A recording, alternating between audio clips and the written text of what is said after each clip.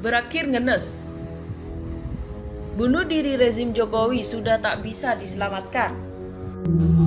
Pak Jokowi 14 jam sebelum demo panggil menteri-menteri untuk memberitahu jadwal pemilu. Dan itu hari Minggu, ngapain? Jadi dia takut ketika dia tahu bahwa demo itu serius, besar. Jadi Pak Jokowi akhirnya bicara karena dia takut pada massa, bukan pada konstitusi. Dan yang demo 2-3 orang, beritanya itu nggak ada tuh Pak Jokowi akan panggil rapat itu.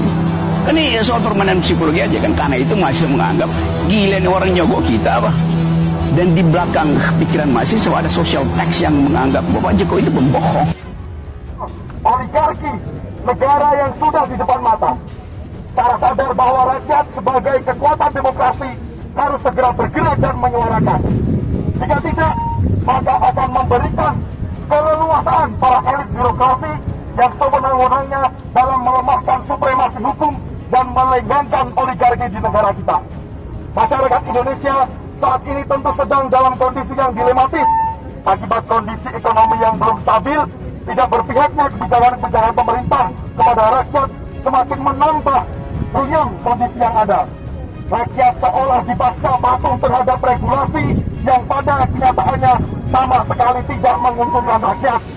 Hadir atas keresahan bersama setelah menelaah dan menimbang berbagai permasalahan yang terjadinya ketidakstabilan bahan pangan di pasaran dan sulitnya masyarakat mendapatkan kebutuhan pokok, naiknya harga minyak goreng yang sampai saat ini masih melonjak, serta ketersediaan barang yang belum seimbang dengan kebutuhan pasar.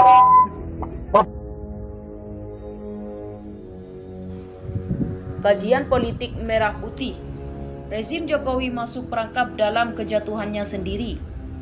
Suaraflores.com. Rezim Joko Widodo atau Jokowi yang membuat berbagai kebijakan tidak berpihak ke rakyat kecil seperti rencana kenaikan harga Pertalite dan gas LPG 3 menunjukkan masuk perangkap dan kejatuhannya sendiri. Rezim Jokowi masuk perangkap dalam kejatuhannya sendiri dengan berbagai kebijakan yang tidak berpihak ke rakyat, kata Koordinator Kajian Politik Merah Putih Sutoyo Abdi kepada redaksi www.nasional.com Senin 25 April 2022. Kata Sutoyo, rezim ini memperlihatkan kemenangan semu dengan berhasil meredam berbagai aksi demo termasuk menguasai parlemen. Rezim ini terus membanggakan kemenangan kecil, jelas Sutoyo. Menurut Sutoyo, kekuasaan tidak bisa dipertahankan ketika rakyat sudah melakukan perlawanan. Tidak akan ada kekuasaan yang akan bisa mempertahankan ketika rakyat mulai melawan.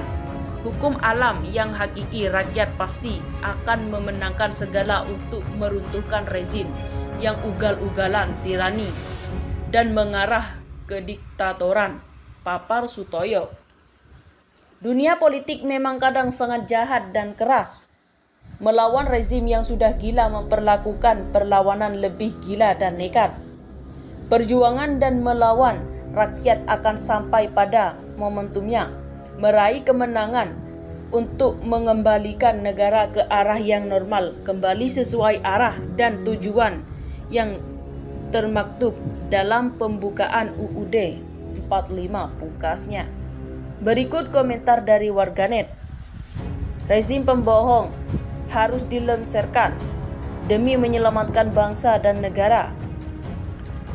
Awalnya doang sudah ditembus oleh merek dan ini ciri-ciri awal kekacauan apabila masih lokal Indonesia yang asli WNI tidak hati. Jangan muncul penyesalan. Saat sekarang ini skenario politik Timur Tengah sudah dipindahkan ke Indonesia. Setelah lengser nanti bakalan banyak yang dipidanakan, rezim pembohong dan berbohong, ujar JPB. Kajian yang tidak relevan, cuma mendasar dan satu pemikiran seorang badut yang dipenuhi kebencian. Rasanya betul. Seandainya kehidupan mungkin susah dan lapar, turunkan rezim ini. Percepat pemilu, itu demokrasi. perjalanan yang membuat rakyat jangan pilih boneka oligarki saat Pilpres, ujar Armoni. Terima kasih telah kunjungi channel ini. Kami hanyalah sebatas menginformasikan. Andalah yang memutuskan.